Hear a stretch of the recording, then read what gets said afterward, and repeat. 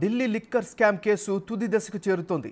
ఈ కేసులో ఢిల్లీ ముఖ్యమంత్రి అరవింద్ కేజ్రీవాల్ ఎమ్మెల్సీ కవితను కింగ్ పిన్స్ అంటూ ఈడీ అభివర్ణించింది. కవితకు మరో 3 రోజులు ఈడీ కస్టడీ పొడిగించింది రౌస్ అవెన్యూస్ కోర్టు. ఈ నెల 26న ఉదయం 11 గంటలకు ఆమెను తిరిగి కోర్టు ముందు హాజరుపరచాలని ఈడీని ఆదేశించింది.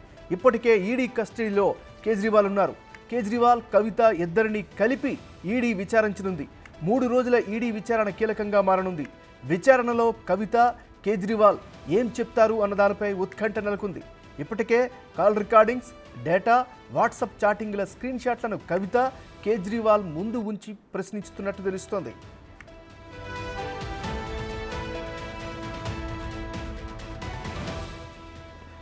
కవిత రిమాండ్ రిపోర్ట్లో ఈడీ పలు కీలక అభియోగాలు మోపింది.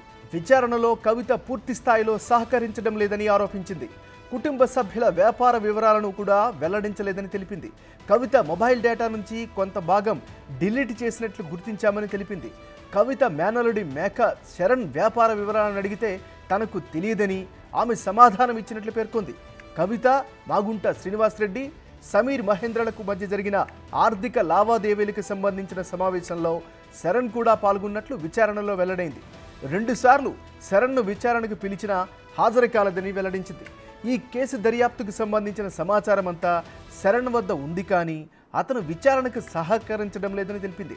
దీనిపై శరణ్ను సమీర్ మహేంద్రతో కలిపి విచారణ జరపడానికి అప్లికేషన్ దాఖలు చేసినట్లు వివరించింది ఎన్ఫోర్స్మెంట్ డైరెక్టరేట్. ఇక లిక్కర్ కేసుకి సంబంధించి మరింత సమాచారాన్ని మా ప్రతినిధి శివ ఢిల్లీ నుంచి లైవ్లో అందిస్తారు. శివ, చెప్పండి, మీ దగ్గర ఉన్న అప్డేట్స్ ఏంటి? ఇప్పటి వరకు జరిగినటువంటి విచారణ ఏంటి? ఒక కొలిక్కి వచ్చిందని భావించవచ్చా? తాజా అప్డేట్స్ ఏంటి?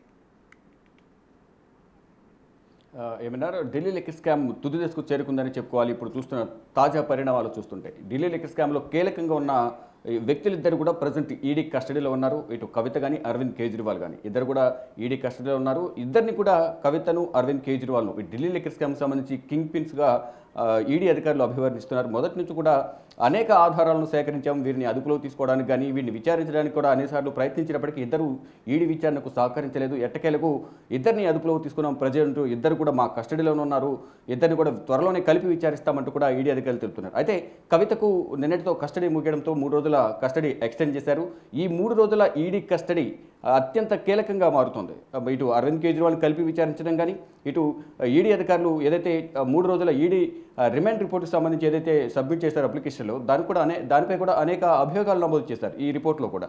ఇటు కవిత మేనలుడు శరణ్కి సంబంధించి కూడా అనేక అభియోగాలు నమోదు చేశారు. కవితను 15వ తేదీన హైదరాబాద్లో అరెస్ట్ చేసే సమయంలో ముగ్గురు ఫోన్లను సీజ్ చేశాము. వారిలో పిఆర్ఓ రాజేష్, రోహిత్ రావు, మేకా శరణ్, వీరిద్దరు, మొదటి ఇద్దరు రాజేష్ అలాగే రోహిత్ రావు విచారణకు హాజరయ్యారు. కానీ శరణ్ మాత్రం విచారణకు హాజరు కాలేదు. 2 సార్లు పిలిచాము, 2 సార్లు కూడా విచారణకు సహకరించలేదు, అంటే విచారణకు హాజరు కాలేదనేది ఈడీ అభియోగాలు నమోదు చేసింది. శరణ్ విచారణకు హాజరైతే తప్ప దీంట్లో వాస్తవాలు ఏంటి అనేది కూడా తెలిసే అవకాశం లేదంటూ కూడా ఈడీ అధికారులు తెలుపుతున్నారు. దానిలో భాగంగానే కవితను కూడా 7 రోజుల విచారణలో భాగంగా కుటుంబ వ్యాపార వివరాలు తెలపాలని కోరిన నేపథ్యంలో వాటి గురించి సహకరించలేదు.